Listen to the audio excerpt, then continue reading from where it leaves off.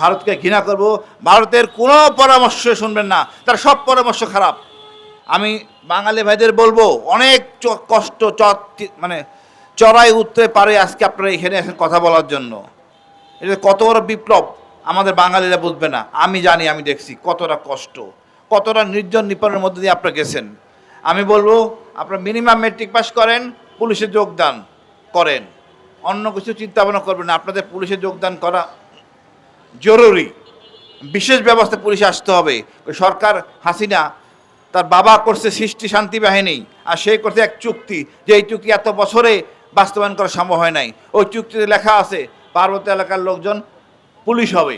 আমাদের শিক্ষার খুব কম বাঙালির, আমরা হয়তো 51%, কিন্তু শিক্ষায় আমরা মনে হয় 20%-এর নিচে। আমাদের সবাই সচেতন হতে হবে শিক্ষার ক্ষেত্রে।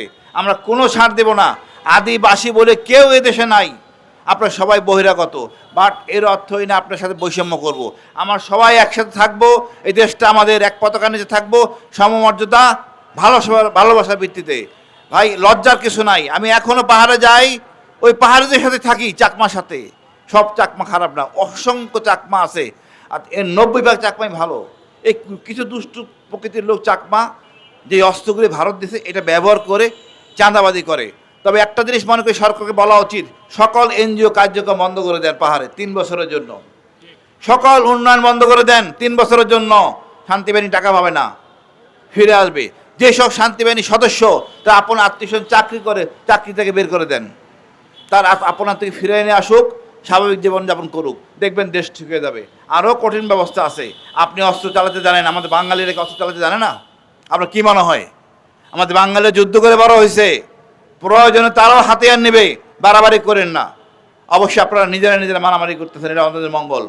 তারপরে বলবো কোনো মারামারি কাম্য না, অস্ত্র রেখে দেন, শান্তি নিয়ে আলোচনা করেন। আর আপনাদের রাজা, আমি তার কি বলবো, কিছু বলার নাই। তিনি চাকমা, বিয়ে করতে রাখাইন, মানে মারমা মগ। এই মগ হলো কারা?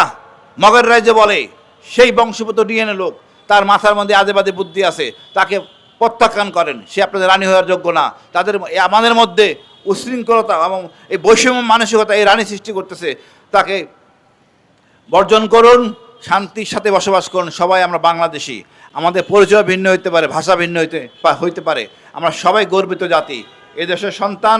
এই দেশকে ভালোবাসবো, ভারতকে ঘৃণা করব, ভারতের কোনো পরামর্শ শুনবেন না, তার সব পরামর্শ খারাপ।